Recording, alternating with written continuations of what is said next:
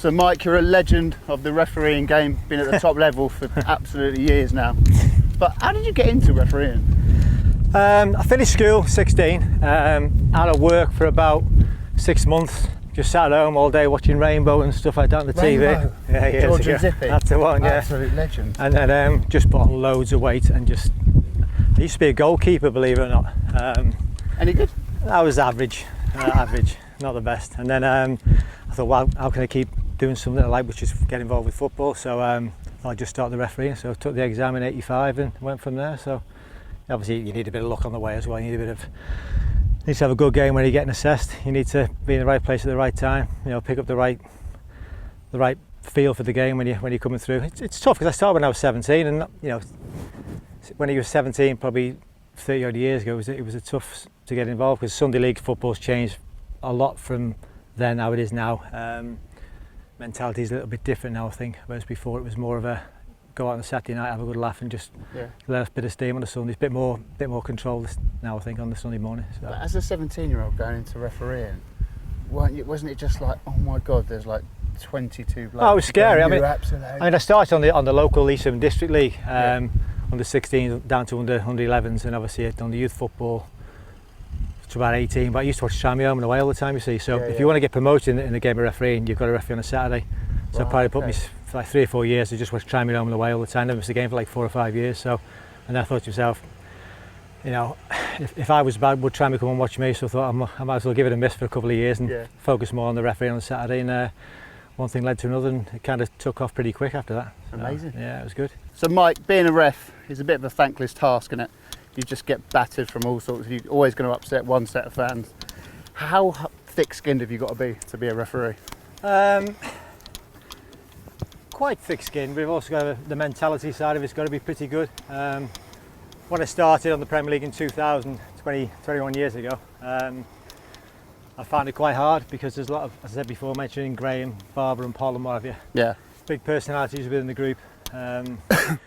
Very, very hard to speak out when you're within the group, having like in the classroom, trying to learn off people, because you felt a little bit undermined by the big guys in it. Obviously, getting onto the field of play, you know, you are going to get a bit of grief. You have got to get a bit of thick skin, but the more you do it, the easier it becomes. It's a bit like yourself, you know. The more you're doing this, the easier it becomes to get involved and talk to people. Not golf. Well, no, but the interviewing side of it, because it takes a while to get used to what you're doing. Yeah.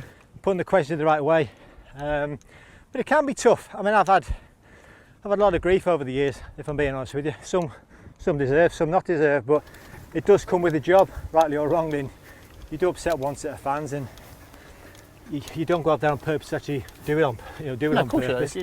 You make an honest mistake, put your hands up and move on. You know, it's like a striker misses an open goal. You know, he doesn't get battered by his spectators, by his fans, does he, or his manager. You kind of say, well, maybe next time he'll put the ball in the back of the net. You've just got to try and work a bit harder, to be fair. So, but it is. Some of it's like too far, though, isn't it? Yeah, I mean, obviously we've had trouble this year with stuff I had off the internet and stuff, or my family with regards of death threats and stuff, which is pretty bad.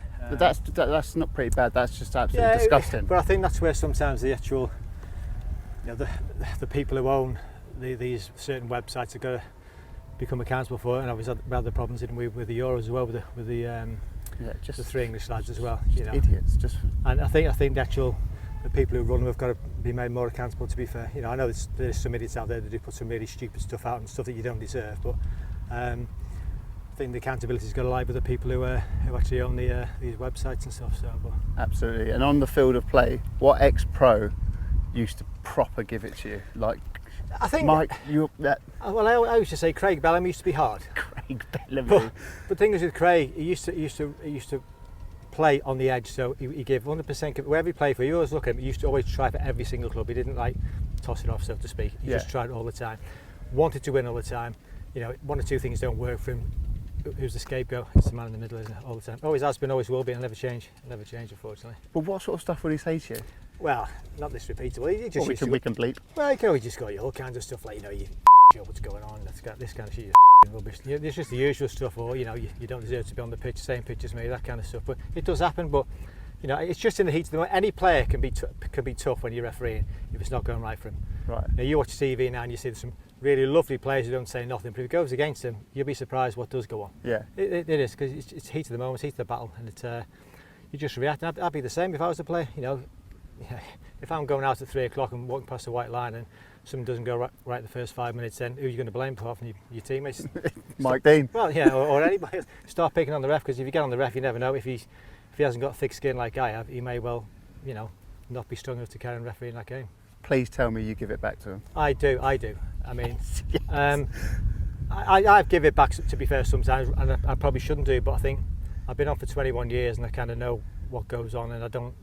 If I make a mistake and I get speaking to like, then I'll accept that, because I've made a big mistake. But just in general banter and someone's giving me grief, I just can't stand it. So I'll give them a stick back. So why not? Love it. Why not? Absolutely. Why not? Why not? To be Indeed. fair, the players appreciate it, because I may well apologise running past them 5 minutes. Yeah, don't worry about it, it's all part and parcel of the game, which it is. Love that. No problem. I made a few mistakes as VR. I missed the stupid hair pull at bloody Chelsea Tottenham, which was pathetic from my point of view. And it's one of them where, if I had my time again, what would I do? I'd send Ange to the screen. I think that, and the only reason I never sent to the screen, I've said this before, is that he's cautioned both managers. He's had a hell of a game. It's been such a tough game end to end.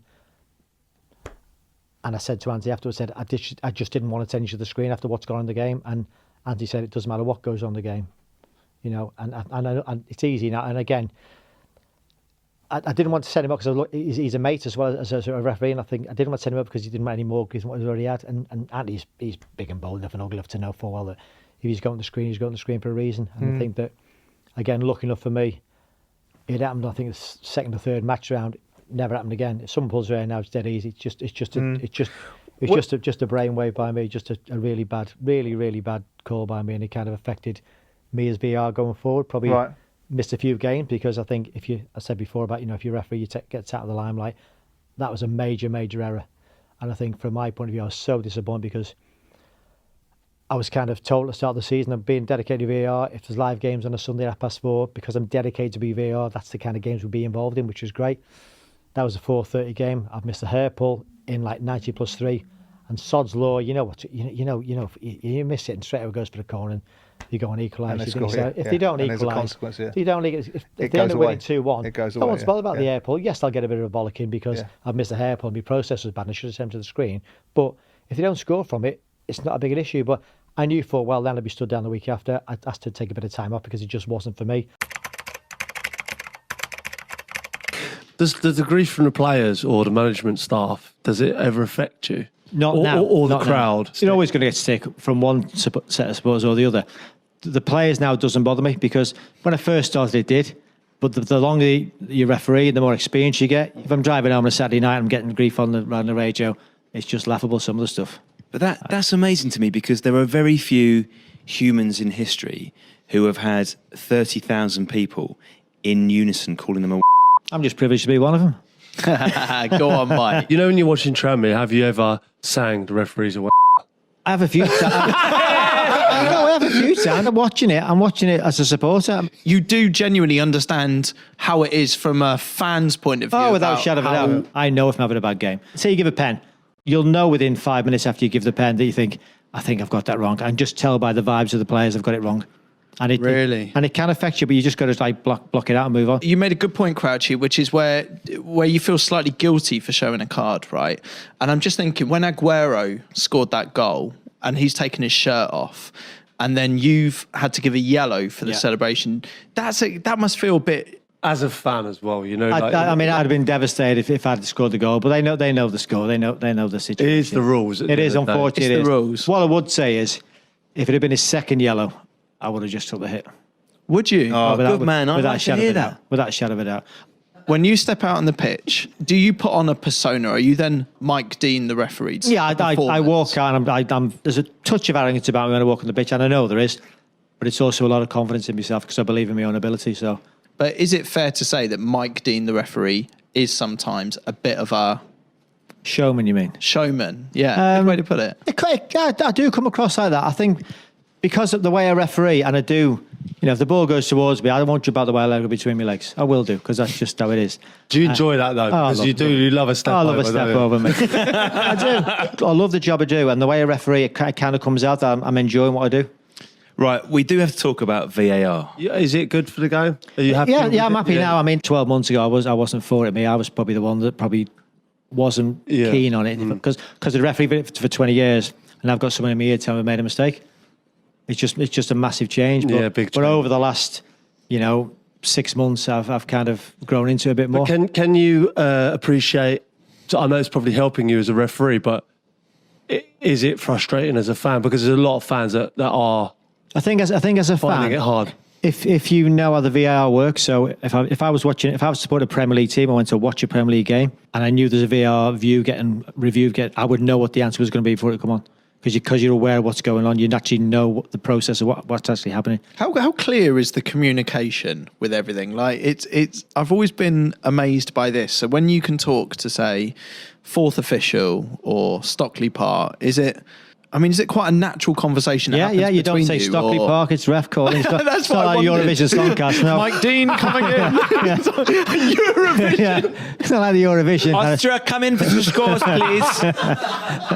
It's just an open mic and just a general conversation. When you have to show that a decision has been overturned, do you do a sort of regretful face, a sort of, No, I don't think you can, because you know the TV's on you. Do you ever play up to the cameras a little bit? Like I have been known to. Around VAR decisions and stuff like that, and you're stood there. You must know that millions of people are watching you at that point. I think because they're waiting for you to make the decision. That must be a huge buzz when a live game's happening and they go to you there. That's what I mean. And you go, right, we've got seconds to make a decision that influences it. It's a big thing to a lot of people. Yeah, but also Crouchy, there's a lot of pressure. He's got millions of people just watching him stood there with a finger on his ear. Like that's I don't know why we put the television. fingers to the ear. By the way, we don't need to do that. It's just like really? Yeah, you don't. You're not pushing it in so you can hear. You can hear perfectly well. Yeah, but it's it's just to show the crowd actually we're waiting for something. Why? What we're waiting for? Just communication in it. What is the most? This might be an odd question, but go with it. What is the most Mike Dean thing you think you've ever done? Probably the stupid Tottenham Aston Villa advantage of him about 4 years ago. Yeah. Just for people who didn't see that, just describe what you did. Well, I've kind of played on, and you don't really play on when it's in the box because it's just the wrong thing to do. You don't play an advantage in the box. You either give a pen or you don't do nothing. And when it's got at the back, and I've just gone, that'll do for me. Goal. No, that's the most bizarre thing I think I've done. Yeah, I wouldn't change it. So. What about the old ball up the? Yeah, that was just a bit of fun. Again, that just comes with me personality on the pitch. I think. I've done it before. I'd hit the ball or somewhere, or he's took it off, but it's just a bit of a laugh on it. Are you allowed to tell us the story real quick, just jumping straight in, what Cleverly told you on the first day of the season? It's very good. Are you allowed to tell it? Yeah, of course I'm allowed I to love tell it. Yeah. Go on. Okay, so it's the first game of the season. Who do we play? Aston Villa. So it's Aston Villa. So Mike Dean's the referee, okay? I love it. Everybody knows Mike Dean's a character anyway. Like we all know Mike Dean's a character.